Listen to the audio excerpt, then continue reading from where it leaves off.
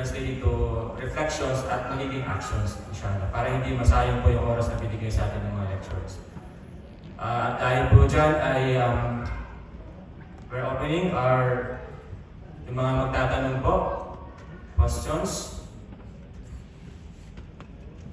While waiting for some questions, sigurado mamaya nito Sheikh ay magkakaroon ng mahabang usapan sa family with the spouse. Conversation, di ba? Pag-uusap, consultation. Inshallah. So may mahabang usapan mamayang gabi. Saka alhamdulillah, napakaganda ng binigay niyo, especially sa family at saka sa friends. Yung importance ng tao na magsasabi sa iyo kung kailan ka nagkakamali, kung ano yung mga ginagawa mo, yung para matama yung mga ginagawa mo. Alhamdulillah. It's a great reminder for us. Huwag po muna tayong nabas kasi may hinanda po kami sa inyo after the program. Questions po? Katanungan? Sino ang magtatanong ay magkakaroon ng papremyo mula sa PNR? Sino yun?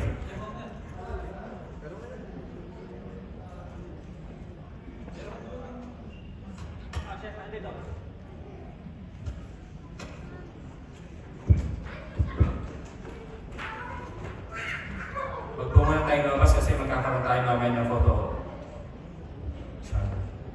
Ito ba, Mer?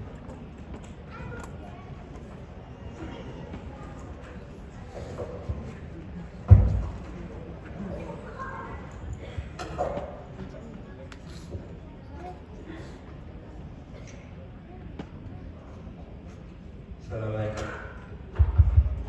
Waalaikumsalam warahmatullah. Khalaf, Sir Press kami. Kinuha ko na nga tayo question and answer portion, di ba? Pinahaba ko na nga yung lecture para wala ng question and answer. May tanong po, bakit po tayo mga Muslim ay obligado mag-fasting? Bakit tayo mga Muslim ang obligado mag-fasting? Sheikh Omar, bismillah. Dito po kayo sa... Dito po kayo. Sheikh. Toto.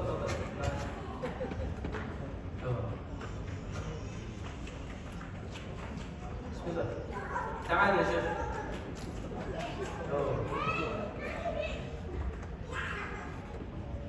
Sabi pa ni Sheikh Abdul Qadir Abbas, nakakahiya pong sumagot habang nandito yung mga elders natin. No?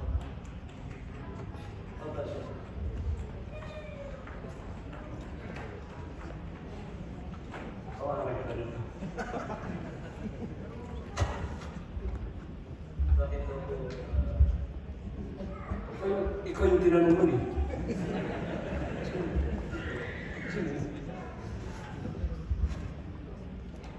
Bismillahirrahmanirrahim. Alhamdulillah wassalatu wassalamu ala Rasulillah wa ba'd. Assalamualaikum warahmatullahi wabarakatuh. Yung tanong ni brother na bakit ang mga Muslim ay inutusan ng mag-ayuno. Sumunod tayo sa sinabi ng Allah sa Quran sa Surah Al-Baqarah, I think 286 ayat number. Sabi niya, Ya ayyuhalladhina amanu kutiba alaykumus siyam kama kutiba alal ladzina min qablikum la'allakum tattaqun. Sinabi ng Allah, kayo ng mga mananampalataya, ipinag-utos sa inyo ang pag-aayuno katulad ng pag-utos sa mga nauna sa inyo para upang magkaroon kayo ng takwa, upang magkaroon kayo ng takot kay Allah. So, isa yun na reference na kaya tayo nag-ayuno. Pangalawa, ganun pa rin sa ang Propeta Muhammad sallallahu alaihi wasallam, sinabi niya sa isa sa five pillars of Islam, itong buwan ng Ramadan, nandun din yung pag-aayuno, as-sawm, nandun din yung pag-aayuno. Then, pangatlong reference natin, yung mga naunang mga tao, mga ninuno natin, ay agree din sila na ang pag-aayuno ay pinag-uutos sa mga Muslim. So, ito yung mga reference natin. Kung nagdagan ng explanation yun yung mga sinabi kanina ng ating mga lecturer. Yun na ang isusupply ko sa iyo na support ko sa iyo na answer, explanation, yung nauna kanina na lecturer at saka yung pangalawa na lecturer. Nakita niyo yung kung bakit ang mga Muslim ay pinutusan ng pag-aayuno. Maraming mga benefits. Aside doon sa sinabi ng Allah, so na-explain sa atin yung benefits ng pag-aayuno. Gusto mo, dalitan mo ng another hadith para mas satisfied ka. Sabi ng Propeta Muhammad SAW, "Man sama Ramadan imanan wa ihtisaban, ghufira lahu ma taqaddama min dhanbi." Sino yung nag-ayuno sa buwan ng Ramadan dahil sa kanyang pananampalataya o pagsunod kay Allah, sa kanyang sugo at sa kanyang pagmithi o pagkagusto sa rewards at tiwala ng Allah Subhanahu wa Ta'ala, so pinatawad na ng Allah ang kanyang mga dumaan na kasalanan. Ganun pa rin, sino yung magdasal ng tarawih, magdasal ng qiyamul layl sa panahon ng buwan ng Ramadan, ay pinatawad na rin ng Allah ang kanyang mga dumaan na kasalanan. May marami pang mga hadis doon, yan na lang muna isa. Kasi satisfied ka na. Okay. Barakallahu fiik, Sheikh. So, wala na siguro katanungan, no? Inshallah, wala na. Wala na. Napaka-klaro kasi na explanation mo, Sheikh. Meron pa daw isang tanong.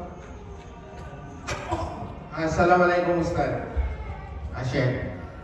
May katanungan lang ako kasi ako ay nagbabasa ng bago lang kasi ako nag-focus din sa Quran.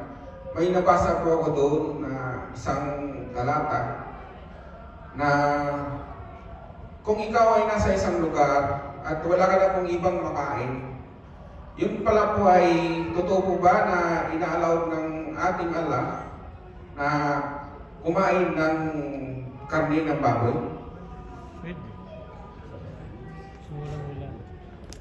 Yung tanong ni brother na yung mga pagkain na haram, ano kasi yan eh, dito natin yung pag-usapan sa Islamic jurisprudence. Bawal kumain ng baboy, bawal kumain ng aso, bawal uminom ng alak. Maraming mga pinagbabawal ayon sa Islam. Pinagbabawal ng Allah at saka ng Propeta Muhammad SAW. Pero yung sinabi mo na yan na maaari ba o pwede bang kumain ng karne ng baboy o karne ng aso kung ano pa ng mga pagkain na bawal? Mangyayari ba yun? Although lahat nun ay bawal, pero may mga sitwasyon. Pagdating natin sa Islamic jurisprudence, ini-explain yun na nandun sa sinasabi na lid-darura, sa necessity sa pangangailangan. Meron ba dyan mga malaking haram na merong maliit na haram na may time na pwede mong magawa yung maliit na haram compare doon sa paggawa ng malaki na haram. Yung ibig mo sabihin, yan, narinig niya sa narinig natin sa maraming mga scholars na in-explain nila. Halimbawa, nandun ka sa biyahe, sumakay ka ng aeroplano, nahulog yung aeroplano, pero buhay ka. Nandun ka napunta ka ng isla, kaya sumakay ka ng barko, then nalulog yung barko, napunta ka sa isla. Sa panahon na yun ay walang pagkain, lalo na pag doon ka na napadpad sa area ng mga diserto. Halimbawa, walang mga area na walang tanim. So wala kang makakain na bunga ng kahoy, wala kang makakain doon na para malibre yung buhay mo. May mga panahon, halimbawa, na mamamatay ka na sa gutom, nararamdaman mo talaga na nandun ka na sa halak, talagang mawawasak ka na, masisira ka na. Tapos bigla na may nakita ka doon na yung halimbawa karne ng baboy, huwag na natin sabihin yung buong baboy kasi maghahabol ka pa nun, hindi mo na mahabol yun. Mas mamamatay ka na tuloy. Dito tayo sa, halimbawa, meron kang nakita na dinata. Yung nasa lata na nakalagay doon sa sticker na ito ay karne ng baboy. Kung paano napunta doon, hindi ko natin pagsakan ito kasi may natagpuan ka na ganun. So on that time, i-allowed ka ng Islam na pwede mong makain yun. Pero sa quantity na yung estimate mo lang na mabubuhay ka, yung makatawid ka. Hindi ibig sabihin na yung buong dilata, kakainin mo lahat, hindi. Huwag ka magpakabusog. Yung quantity lang. At huwag mo nang itira yung, sabi ko, itira ko ito para mamaya. Kasi pinag-usapan natin dito yung lid-darura sa necessity na para lang may ligtas yung buhay mo. So, tandaan mo, hindi allowed sa'yo kumain ng baboy, haram yun, lahat ito mga haram. Pero mayroong mga panahon na sa Islamic jurisprudence na inallowed ka sa panahon lang yun, na iyon. Yung quantity lang na makakatawid ka sa panahon na yun. After that, iwan mo na yun. Huwag mong siya i-prepare. Baka, inshallah, bibigyan ka ulit ng Allah ng another solution ng sitwasyon na yun. So, example lang yun. Marami din mga sitwasyon na nangyayari yung haram na i-allow ka ng Islam. Pero yun nga, magtanong tayo muna sa mga jurisprudence, hindi yung jurisprudence lang rin. Maraming salamat po, Chef. Alam ko marami pang katanungan, pero meron po tayong oras na nililingin sa atin. So, may mga questions po kayo, meron po tayong every Friday na pag-aaral, marami po Islamic centers. Marami po tayong mga masyayikh dito na pwede natin i-message para sa ating mga katanungan po. So, next part is I'm requesting the presidents of each organization to come on stage para ibigay po natin yung flag of appreciation at saka yung ating gift. President of Al-Salam, Ummu DMOQ, Bomda and PMA, nirequest po namin kayo na pumunta po ito sa stage para ibigay natin yung ating pasasalamat sa ating speaker.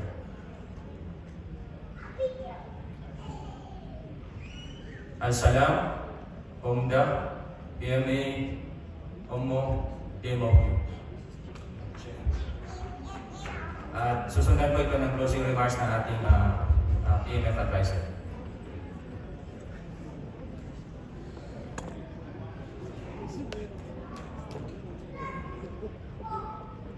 Sheikh Ali, ang ating pong Vice President ay dito po.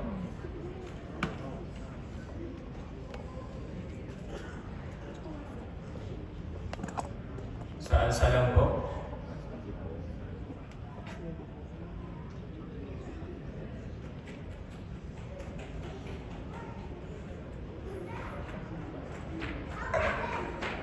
In Philippine Muslim Federation, flag of appreciation is given to Sheikh Al-Misri Kunting for being the resource speaker during the PMF Istiqlal Ramadan on February 21, 2025, held at Bin Zayed Auditorium, Doha, Qatar.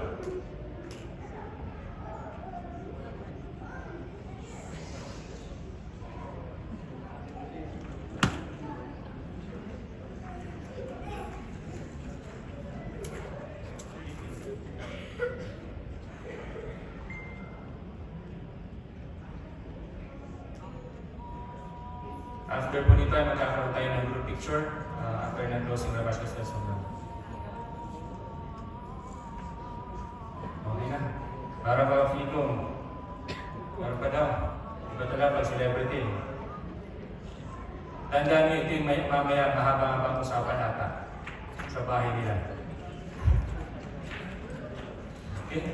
Tatawain ko po si Chef Roger para po sa ating closing remarks. Chef?